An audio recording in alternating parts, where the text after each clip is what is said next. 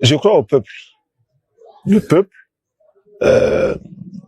je crois comme une force, comme une puissance. Celui qui sait parler au peuple, celui qui sait avoir la confiance du peuple, peut tout réussir. Mais celui... Non. Parler au cœur du peuple. Faire sentir ses idées au peuple. Le financement extérieur ne doit pas apparaître comme une solution miracle à tous nos problèmes économiques. Oui, il faut les financements extérieurs, mais il faut d'abord commencer par travailler soi-même. Et si on ne travaille pas, des solutions comme celle du FMI apparaissent comme des solutions de facilité.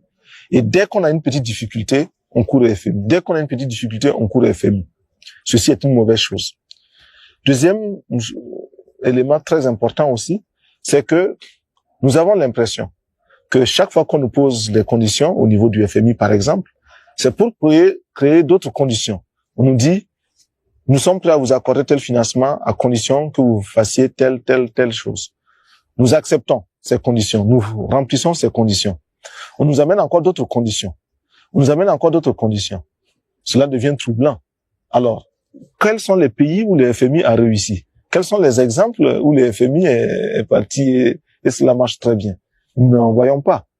Vous avez dit non à l'aide alimentaire. Pourquoi? L'aide alimentaire que nous avons reçue, malheureusement, au lieu de nous aider à nous développer, nous a maintenus dans une mentalité d'assister. Chaque jour, on tend la main pour demander à manger. Ça, c'est mauvais. Deuxièmement, l'aide alimentaire fait que les paysans de chez nous qui auraient pu produire ne peuvent plus produire parce que quand ils produisent, ils n'arrivent plus à vendre. C'est les surplus des paysans des autres pays qu'on nous amène ici. Nous, nous demandons autre chose. Celui qui veut nous aider vraiment peut nous donner des charrues ou des tracteurs, des engrais, des insecticides, des tuyaux, des arrosoirs, des barrages, des forages. Voilà, ça c'est de l'aide alimentaire.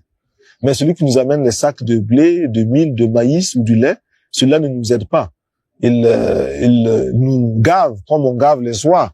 Pour pouvoir vendre l'oie, pour qu'elle soit lourde, pesante et qu'on puisse la vendre. Ça, c'est pas nous qui cherchent, c'est leur argent qu'ils cherchent. Ce n'est pas l'aide, ça.